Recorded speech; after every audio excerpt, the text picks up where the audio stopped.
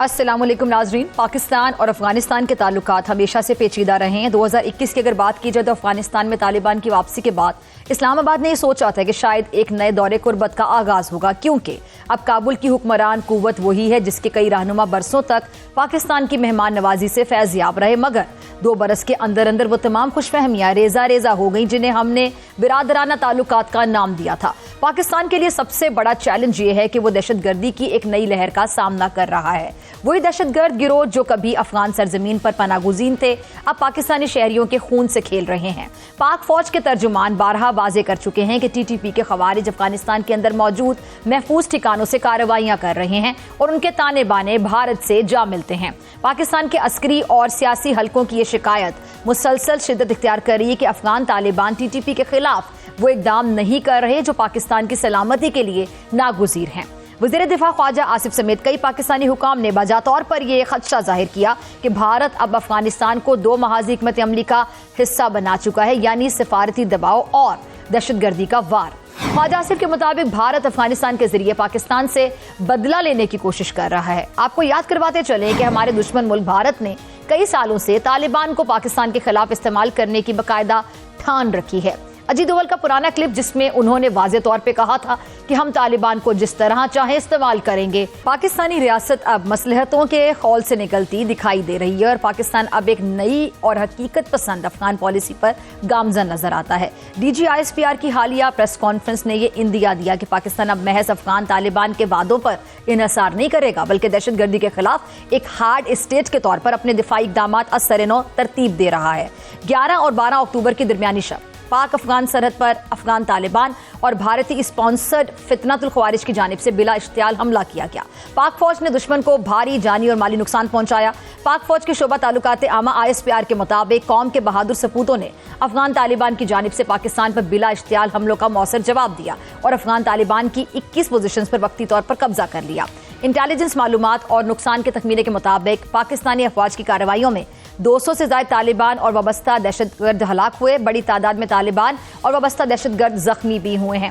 اسی پہ بات کرنے کے لیے میرے ساتھ معزز مہمان موجود ہیں۔ جاوید حسین صاحب کسی تعارف کے محتاج نہیں۔ جاوید حسین صاحب بہت شکریہ وقت دینے کے لیے، جوائن کرنے کے لیے۔ جاوید صاحب سب سے پہلے میں جاننا چاہوں گی کہ افغان طالبان کی حکومت سے ایک امید یہ کی جا رہی تھی کہ کوئی برادرانہ تعلقات ہوں گے، پاکستان کی سلامتی کا خیال رکھا جائے گا، کیونکہ ہمارے ہاں کتنی دیر اتنی مہمان نوازی ہوتی رہی افغانیوں کی، اور افغانستان کی جو TTP کے خلاف کوئی کارروائی ہے وہ عمل میں نہیں آ رہی ہے، کیونکہ حکومت کوئی بھی کارروائی کرنے سے گریزاں دکھائی دیتی ہے، انکار کرتی ہے۔ آپ پورے معاملے کو کیسے سمجھتے ہیں؟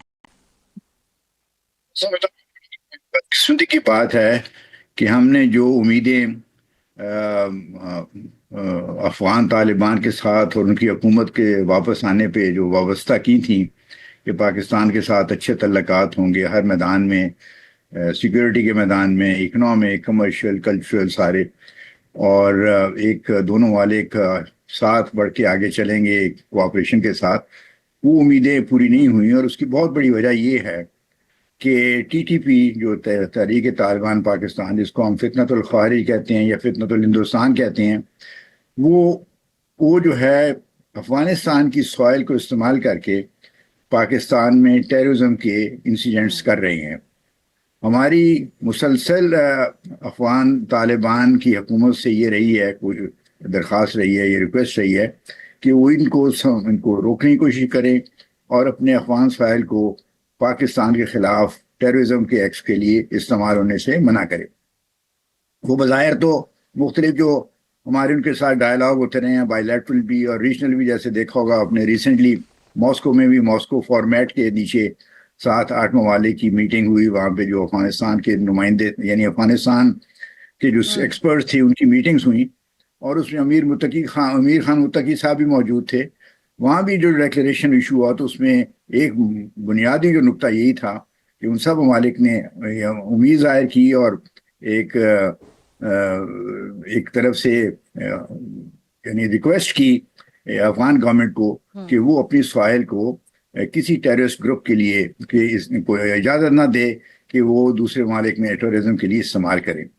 تو وہ لفظی طور پہ ڈیکلیریشن میں تو وہ چیزیں یہ مانتے رہے ہیں اور ابھی بھی شاید مان رہے ہیں، لیکن آن دا گراؤنڈ سچویشن یہ ہے کہ TTP جس کو اب ہمیں پتہ چل چکا ہے کہ ان کے جو اکثر آپریٹیوز ہیں وہ ہندوستان کی جو ہے ان کو شے ہے، ان کو مدد ہے، ان کی فائنینسز ہیں، ان کی ٹریننگ ہے، ان کی اسپانسرشپ ہے، وہ مل رہی ہے، اور ساتھ ساتھ وہ افغانستان کی سوائل کو استعمال کر کے اپنے جو ٹیررزم کے ایکشن ہیں، وہ ایکٹس ہیں پاکستان میں، ان کو بڑھاتے جا رہے ہیں۔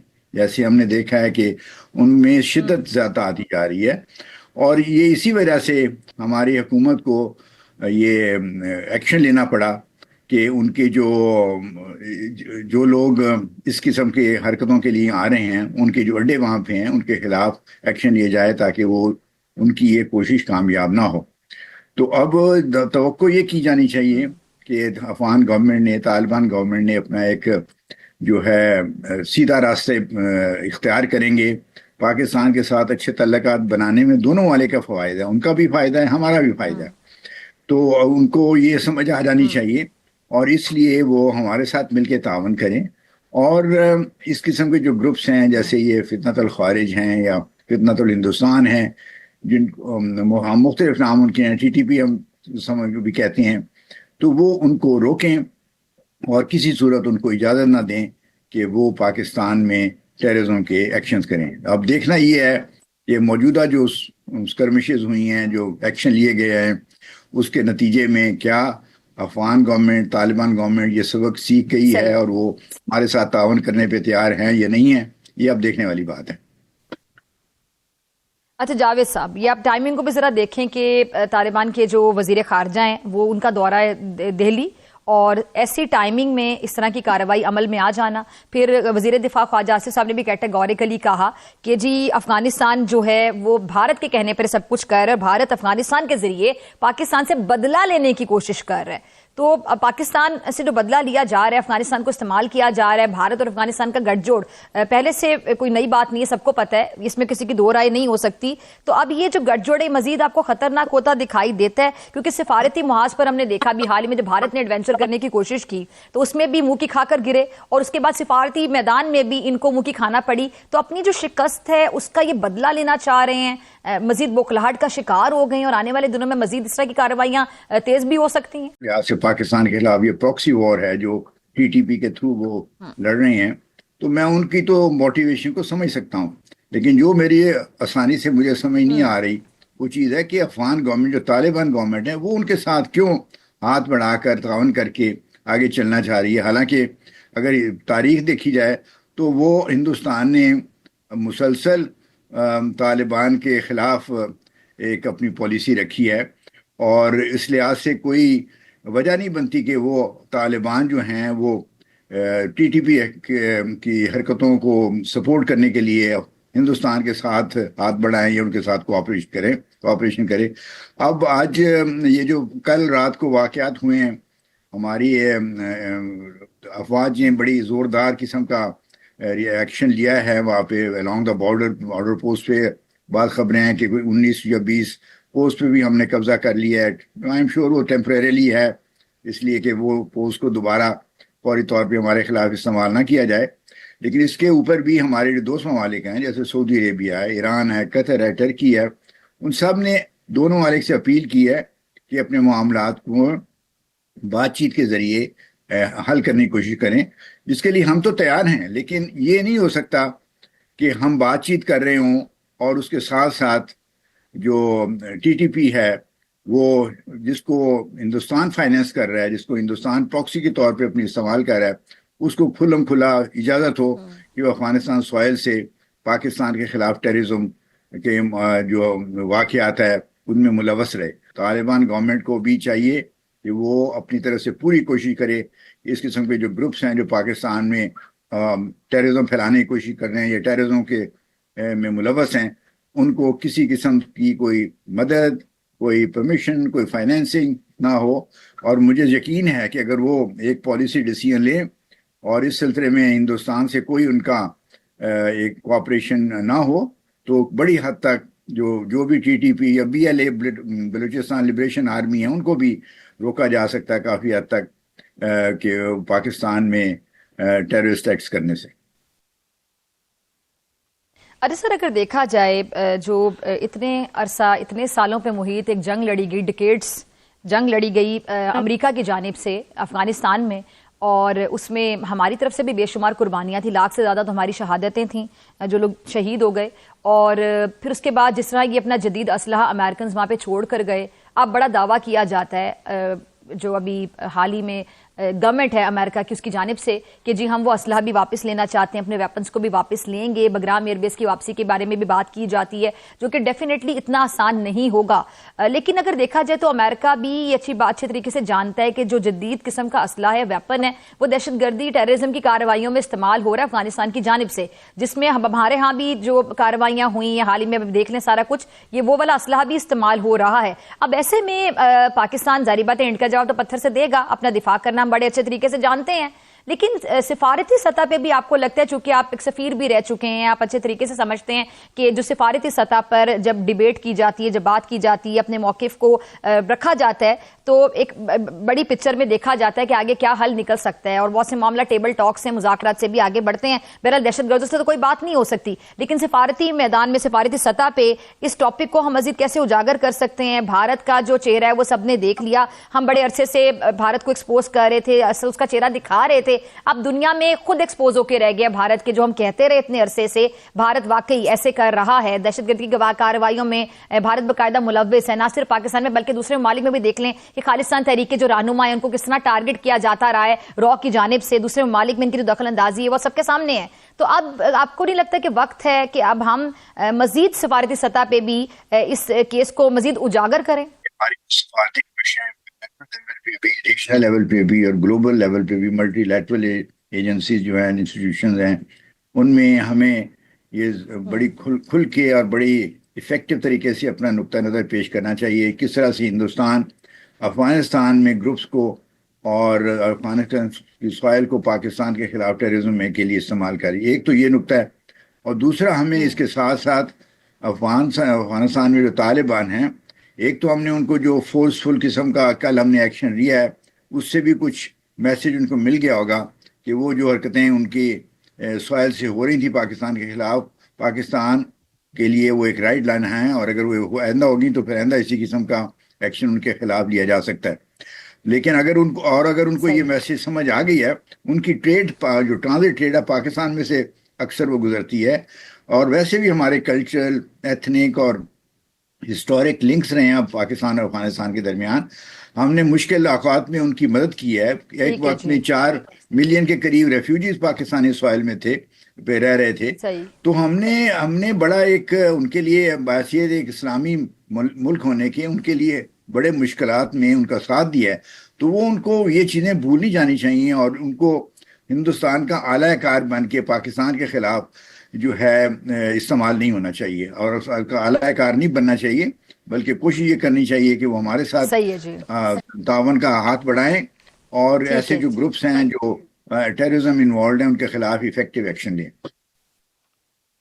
ठीक है जावेद हुसैन, आपकी कीमती वक्त के लिए। नाज़रीन, आपसे मुलाकात होगी ब्रेक के बाद मेरे साथ मौजूद होंगे air commodore retired Khalid Chishti साहब। वेलकम बैक नाज़रीन, मेरे साथ मौजूद है air commodore retired Khalid Chishti साहब। बहुत शुक्रिया चिश्ती साहब वक्त देने के लिए, ज्वाइन करने के लिए। चिश्ती साहब, हमने जब देखा कि भारत ने एडवेंचर करने की कोशिश की तो उस जंग में भी पाकिस्तान ने उनको नक्को चने चबवाए। अब हमने अफगानिस्तान को भी शिकस्त से 2-4 किया है। लास्ट टाइम भी प्रोग्राम में आप मेरे साथ मौजूद थे, टेक्नोलॉजी का भी जिक्र किया गया, और हमने टेक्नोलॉजी कैसी इस्तेमाल की, जहाज़ों का इस्तेमाल, अब ड्रोन्स का भी इस्तेमाल जो किया गया, तो पाकिस्तान की जानिब से न कुछ चने चबवा दिए गए। अफगानिस्तान को भी कैसे देख रहे हैं आप पूरी सूरत हाल को?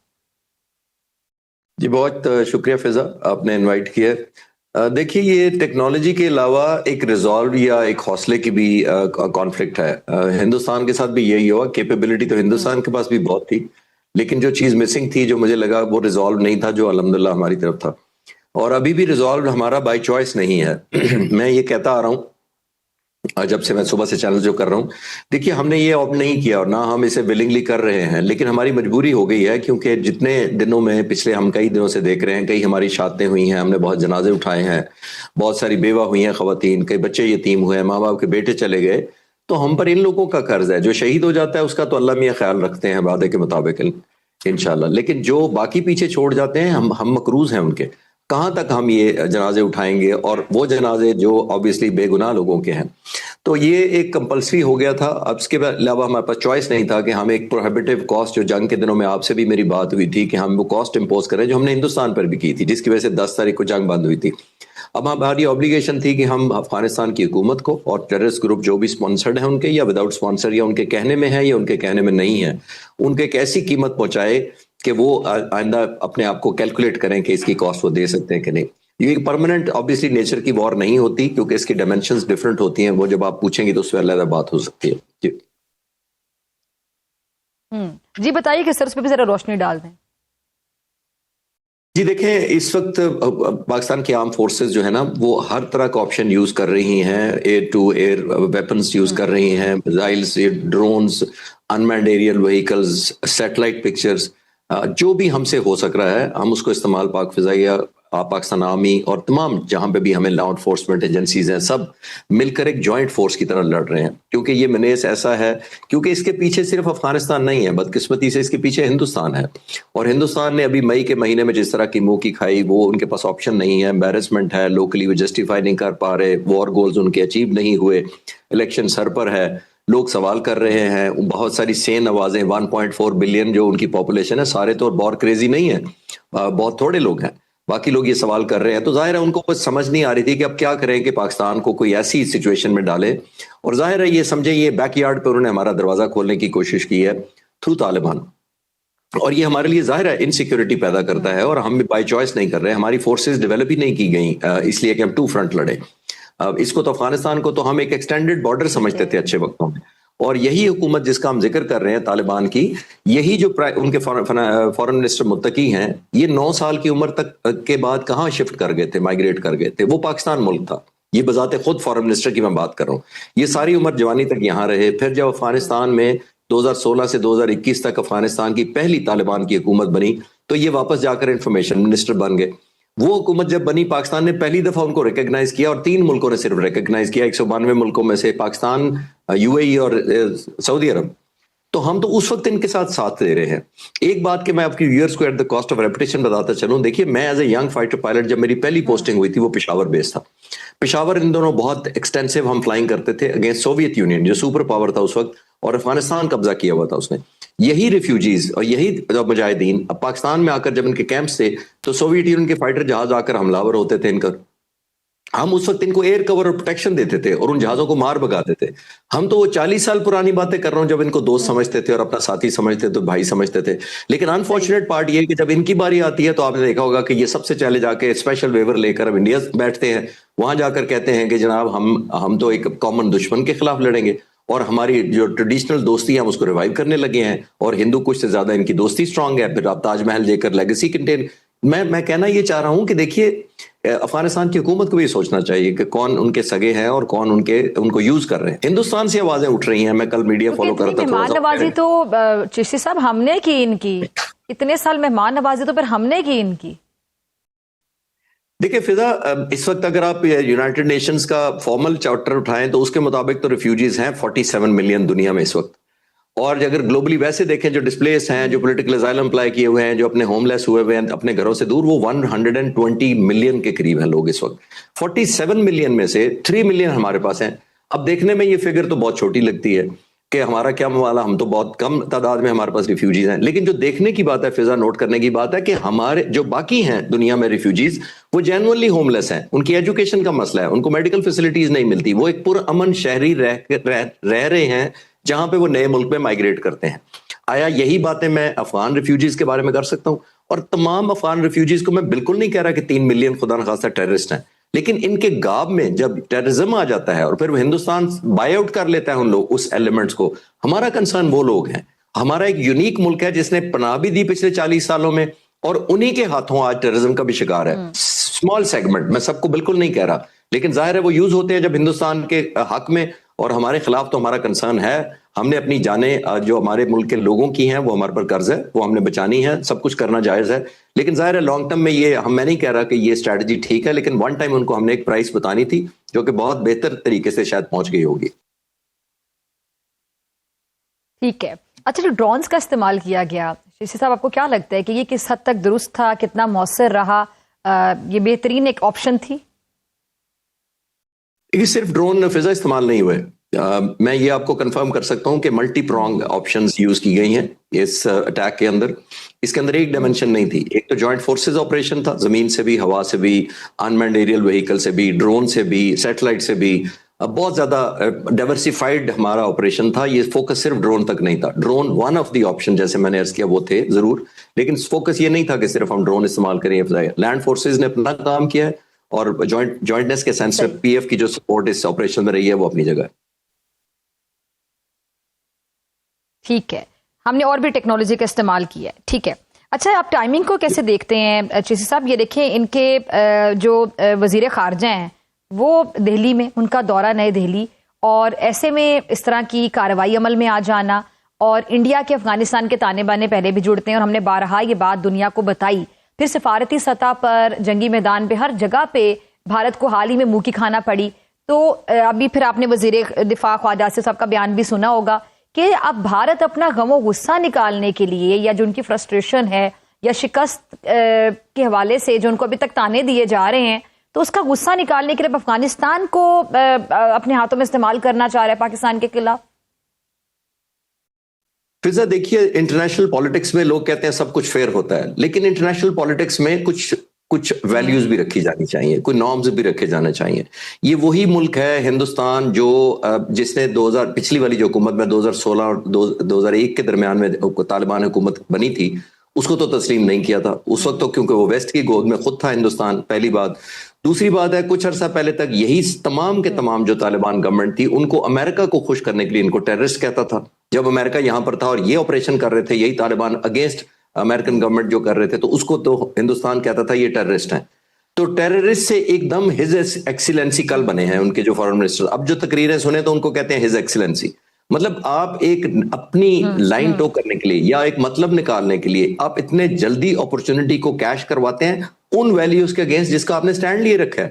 اور یہ ایک بہت بڑا ملک ہے فضا, ہم ذہن میں رکھیں کہ یہ آلموسٹ چوتھی پانچویں قوت ہے دنیا کی, اور وہ کہتے ہیں کہ ہم اتنے بڑا ملک ہیں, اتنی بڑی فوج ہے.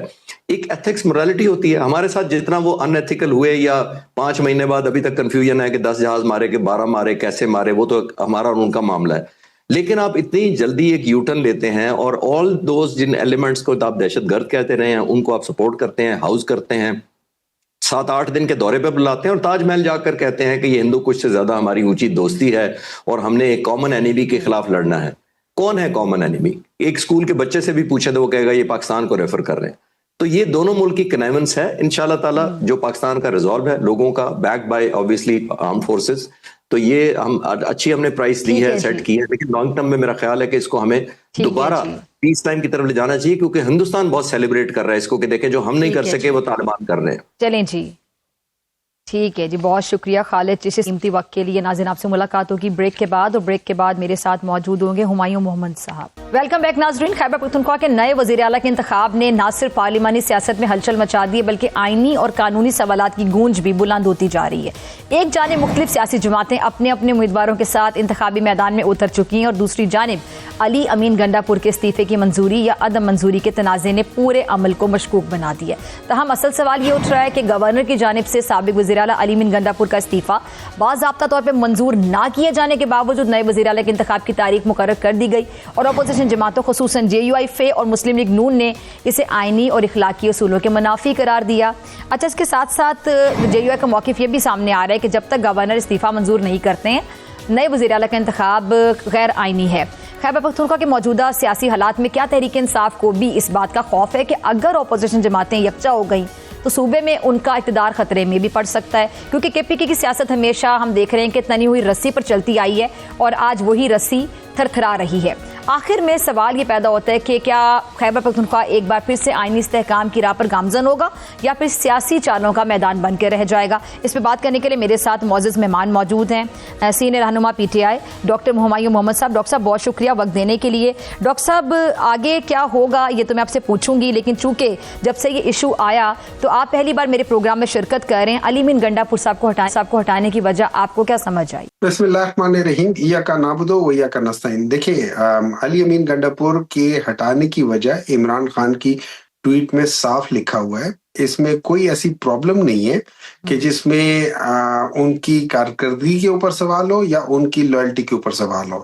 سمپل یہ ہے کہ ہر ایک آدمی کو، لیٹس سے میں بہت اچھا بیٹسمین ہوں، مجھے کہا جاتا ہے کہ تم 1 ڈاؤن جاؤ اور تم نے ذرا اچھے طریقے سے مطلب ایگریسولی کھیلنا ہے، لیکن میں وہاں جا کے تھوڑا سا ٹک ٹک کر کے کھیلتا ہوں اور میں اپنی طرف سے وکٹ بچا رہا ہوتا ہوں. ناٹ دیٹ وہ کوئی غلط گیم ہے، لیکن اس میں وہ T20 والی گیم نہیں بنتی. یا لیٹس سے اگر وہ ٹیسٹ میچ ہے تو وہ تیز کھیل رہا ہے اور آؤٹ ہو رہا ہے تو وہ بھی نہیں بنتی. تو اس لحاظ سے آپ کہتے ہیں، انہوں نے کہا، عمران خان نے کہا تھا کہ دیکھو سمپل سی بات یہ ہے، مجھے 2 چیزیں چاہیے، ایک گورننس چاہیے، نمبر 2 مجھے جو خیبر پختونخوا کے اندر پیس چاہیے، اور جو ہو رہا ہے وہ صحیح نہیں ہو رہا. تو ان کا طریقہ کار جو پیس کے لیے تھا وہ شاید اچھی اتنا گورننس aggressive نہیں نظر آ رہی تھی ان کو علی من گنڈا پور صاحب کی موجودگی میں. دیکھیں دوسری گورننس بات میں ہمایوں صاحب کا یہ ٹائمنگ ہے، اتفاق ہے کہ علیمہ خان صاحبہ پہ ان کی تنقید اور ادھر سے ان کو ہٹا دیا جانا، اس کا ایسے کوئی تعلق نہیں ہے. It's just a coincidence. جی یعنی اتفاق، حسین اتفاق کہہ لیں، آپ اسے حسین کہیں یا جیسے مرضی اتفاق کہیں، بٹ اس کو کوئنسیڈنس کہا جاتا ہے. یہ اتفاق ہے، اس کا اس سے کوئی تعلق نہیں ہے. یہ دیکھیں، اگر جو آپ کو بھی جو لوگ میڈیا میں ہیں یا جو خبر رکھتے ہیں، یہ بات کوئی پچھلے 2-3 مہینوں سے چل رہی ہے، یہ میرے خیال میں پرابلی سم ویئر اراؤنڈ مئی سے چل رہی ہے کہ یہ چیز تھی، لیکن just he was given chance کہ یار تم ابھی یہ دوبارہ پروو کر لو. انفارچونیٹلی وہ جس طریقے سے وہ کر رہے تھے، وہ اس جو خیبر پختونخوا ہے اس میں امن اس طریقے سے آ نہیں رہا تھا. تو انہوں نے کہا کہ پھر ٹھیک ہے یہ کر لیتے. اور اس کے لیے ایک بہت ضروری بات تھی کہ جب آپ دیکھیں، جب جو مرج ڈسٹرکٹس ہیں اس میں سے انہوں نے لے کر آئے ایک ایسا بندہ جو کہ شروع سے ہی ورکر ہے، تو اس کو لے کر آ گئے. اور چونکہ مرج ڈسٹرکٹ سے تو میرے خیال میں اس کا ایک امپیکٹ پڑے گا. یہ بھی اپنی جگہ پہ سچ ہے کہ علی امین کو اس لیے بھی کیا تھا کہ کچھ مسئلہ جو ہے جو صدرن ڈسٹرکٹ ہے، جیسے ڈی آئی خان اور بنو اور کرک وہ ہے، اور علی امین وہاں سے ہے، تو شاید اس جگہ پہ ہو جائے. لیکن somehow maybe he just could not manage it, whatever it is, no questions of his loyalty or integrity. لیکن بس ایک بندے سے کام نہیں ہوا تو نہیں ہوا، تو ٹھیک ہے، okay fine, let's move forward and do something else. آپ ادھر کھڑے ہو سر کے وہ ایک جو بندے سہیل کو، آفریدی صاحب ہیں ان کے نام پہ بھی، سہیل آفریدی صاحب کا جو نام سامنے آیا وہی نام کیوں؟ نو، اس کے نام میں پرابلم کیا ہے؟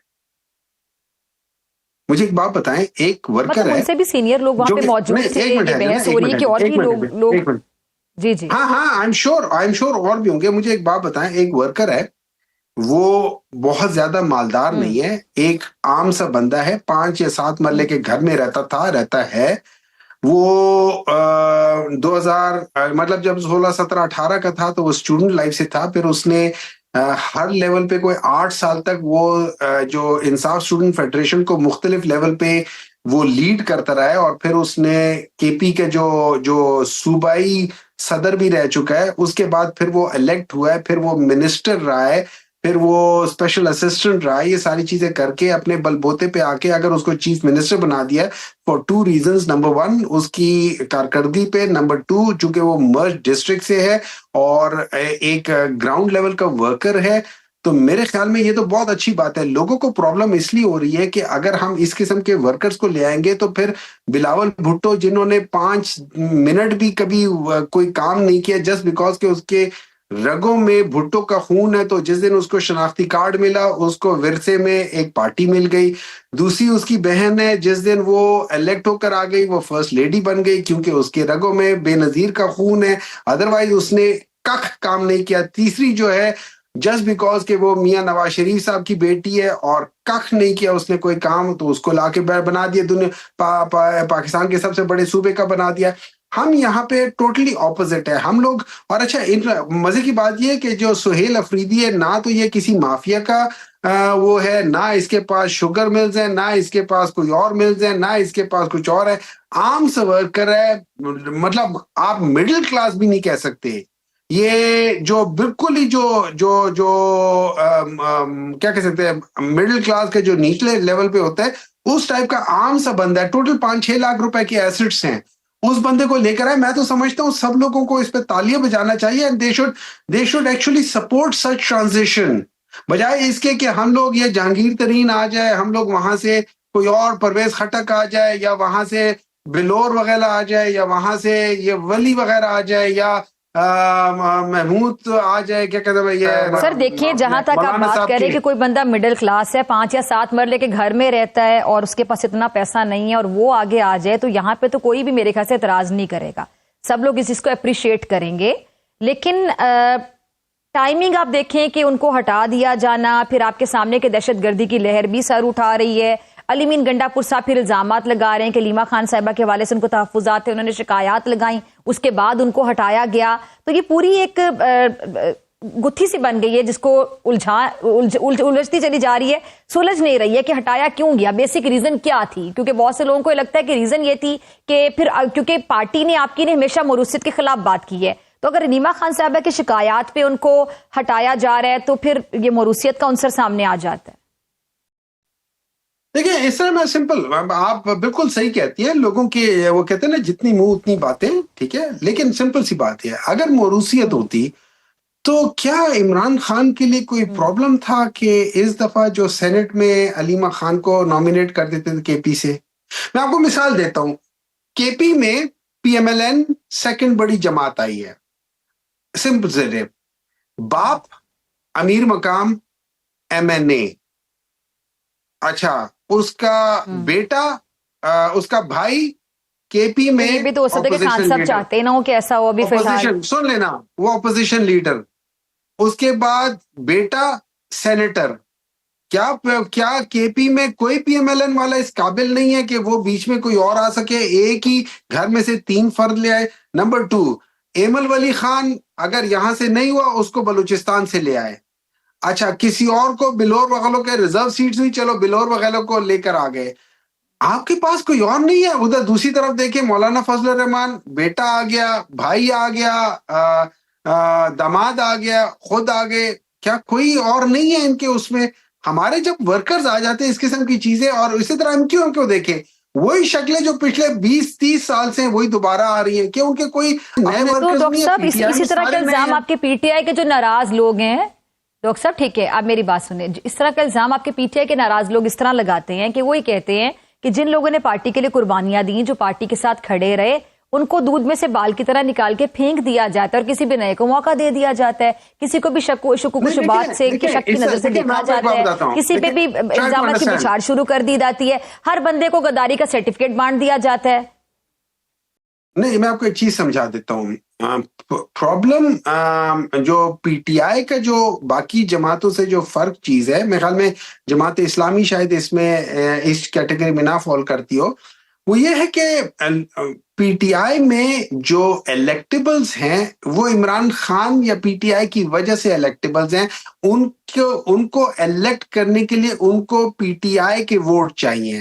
باقی جماعتوں میں الیکٹیبلز ووٹ لے کر آتے اس جماعت میں، سو دے کنٹریبیوٹ ٹورڈز دیٹ. یہاں پہ میں اگر آتا ہوں مجھے کوئی نہیں جانتا، لیکن جب میرے ساتھ پی ٹی آئی کا ٹھپا لگ جاتا ہے مجھے ساری دنیا جانتی ہے اور مجھے ووٹ دیتی ہے. اور یہ ہم نے ابھی 8 فروری کو 2024 میں یہی دیکھا تھا کہ کوئی نشان نہیں، کچھ نہیں ہے، پھر بھی لوگوں نے ڈھونڈ کے دے دیا. تو یہ ایک بہت بڑا میجر ڈفرنس ہے. نمبر 2، دیکھیں اس طرح ہوتا ہے کہ اگر میں اوپر کے لیول پہ کام کر رہا ہوں تو یہ نہیں ہے کہ میں آئسولیشن میں کام کر رہا ہوں. چلو سینیٹرز کی حد تک آپ دیکھ سکتے ہیں کہ کوئی ٹیکنوکریٹ ہے یا کوئی کسی چیز میں تو وہ کر لیتے ہیں، لیکن ورکر کے لیول پہ جو یہ دوسری کانسٹیٹیوشنل پالیٹکس ہوتی ہے اس میں ایک بندہ ٹاپ پہ ہوتا ہے تو اس کے ساتھ کتنے ورکرز اس کے ساتھ شروع سے چل رہے ہوتے ہیں. تو اگر ایک کو موقع دے دیا تو نیکسٹ ٹائم نیکسٹ کو موقع ملنا چاہیے. Why should the same person be coming again and again and again? بہت سارے لوگ ہیں جو پرانے ہیں، بالکل ہیں، ان کو سر آنکھوں پہ، پر ایٹ دا سیم ٹائم اس کا یہ مطلب تو نہیں ہے کہ ہم نئے والوں کو. کل شیر افضل مروت صاحب میرے ساتھ پروگرام میں موجود تھے. شیر افضل مروت صاحب کل میرے ساتھ پروگرام میں موجود تھے. بڑی کھری اپنے منفرد سے انداز میں بات کر جاتے ہیں، آپ شاید اگری کریں ڈس اگری کریں، آپ کا رائٹ ہے. وہی کہہ رہے تھے کہ مجھے 3 بار پارٹی سے نکالا. خان صاحب مجھے کہہ دیتے کہ تم استعفیٰ دے دو، یہ نہیں کہتے. جس طرح علی مین گنڈا پور صاحب سے ان کی ملاقات ہوئی اور ملاقات کے بعد اس طرح کا فیصلہ سامنے آ گیا کہ ان کو باقاعدہ برطرف کیا گیا. انہوں نے کہا استعفیٰ نہیں، یہ برطرفی ہے. تو خان صاحب مطلب اپنے جو لوگ ان کے ساتھ چلتے ہیں ان کی عزت کا بھی لحاظ نہیں کرتے. اس طرح کی گلے شکوے مروت صاحب بھی کل سکرین پہ آن ایئر یہ باتیں کر کے گئے ہیں کہ وہ اچانک سے کوئی ان کے کان بھرتا ہے اور وہ اچانک سے اس طرح کا فیصلہ لے لیتے ہیں. آرام سے کہہ دیا جائے کہ آپ ریزائن کر دیں, طریقے سے بھی تو کام ہو سکتا ہے کہ جو لوگ ان کے ساتھ کھڑے رہے. اب مروت صاحب مجھے بتائیں ان کی پوزیشن آپ کو کیسی لگتی ہے؟ وہ یہ کہتے ہیں کہ میں بڑا لائل تھا, میں بڑی وفاداری سے پارٹی کے ساتھ کھڑا رہا, لیکن میرے پہ بھی الزامات کی بچھاڑ, مجھے بھی غداری کے سرٹیفکیٹ بانٹے گئے, سوشل میڈیا پہ ان کی بھی ٹرولنگ ہوتی رہی, ان کو بھی 3 بار پارٹی سے نکال دیا گیا, ان کو آج تک نہیں پتا کہ ان کا قصور کیا ہے. دیکھیے اس طرح ہماری پارٹی میں ایک بہت بڑا فیکٹر جو ہے نا, وہ جو ہمیں ووٹ دیتے ان کی سے بھی سنی جاتی ہے کہ کیسے. اب میں یہی مروت صاحب کو لے لیتے. مروت صاحب کو اس الیکشن سے پہلے 2024 کے الیکشن سے پہلے کتنے لوگ جانتے تھے؟ کوئی نہیں جانتا تھا. ٹھیک ہے, میں ایگری کرتا ہوں انہوں نے الیکشن سے پہلے جو نومبر دسمبر کا جو ٹائم پیریڈ تھا, انہوں نے بہت زیادہ پی ٹی آئی کے لیے باہر نکلے اور ان کو وہ تو یہ کہتے ہیں کہ وہ اتنے زیادہ پاپولر ہو گئے تھے کہ اس بات سے ارد گرد کے لوگ ان سے بہت زیادہ حسد کا شکار ہو گئے تھے. دیکھیں نا, اگر وہ پاپولر ہو گئے تھے تو پھر آج بھی وہ اتنے ہی پاپولر ہونا چاہیے. نمبر 2, آپ نے پوچھا کہ بعض دفعہ آپ کو کہہ دینا چاہیے, عمران خان کو کہہ دینا چاہیے کہ جی آپ ریزائن کر دو تو وہ آسانی ہے. دیکھیں بعض دفعہ بہت ساری چیزیں جو کیا کہہ سکتے ہیں اسے, جو گڈ مینرز ہوتے ہیں وہ آپ کو کہا نہیں جاتا. آپ کو خود سمجھ جانا چاہیے کہ اب میری جگہ نہیں ہے اور آپ خود سے ہو جاؤ. اب آپ کو پتہ ہے کہ جب آپ کو پی ٹی آئی سے نکال دیا گیا ہے, آپ پی ٹی آئی کی سیٹ پر بیٹھے ہوئے ہو, بھائی چھوڑ دو, کیوں چپکے ہوئے ہو؟ وہ بھی تو دیکھیں, میں یہ بھی تو کہہ سکتا ہوں نا کہ وہ کیوں چپکے ہوئے ہیں ابھی. اگر وہ کہتے ہیں کہ وہ کہہ کیوں نہیں دیتے, تو ہر ایک جگہ پہ ایک مورالیٹی, ایک ایتھکس آ جاتی ہے. یعنی آپ یہ کہہ رہے ہیں کہ شیر افضل مروت صاحب کو اپنی سیٹ چھوڑ دینی چاہیے. میں آنیسٹلی اگر میں ان کی جگہ ہوتا میں چھوڑ دیتا. میں کہتا کہ دیکھیں میرے لیے کیا چیز امپورٹنٹ ہے, جس بندے کی امانت ہے, اگر اس بندے کی پارٹی نے مجھے نکال دیا ہے, why am I staying there? For what? For what? مطلب وہ کہتے ہیں نا, حق تو یہ ہے کہ حق ادا نہ ہوا. ٹھیک ہے جی. چلیں ڈاکٹر صاحب بہت شکریہ آپ کے قیمتی وقت کے لیے, اور نہ مجھے دیجیے اجازت, آپ سے ملاقات ہوگی انشاءاللہ اگلے پروگرام میں, سیم ٹائم سیم چینل. اگر زندگی نے وفا کی, دعاؤں میں یاد رکھے گا, اپنے پیاروں کا بہت خیال رکھے گا. اللہ نگہبان.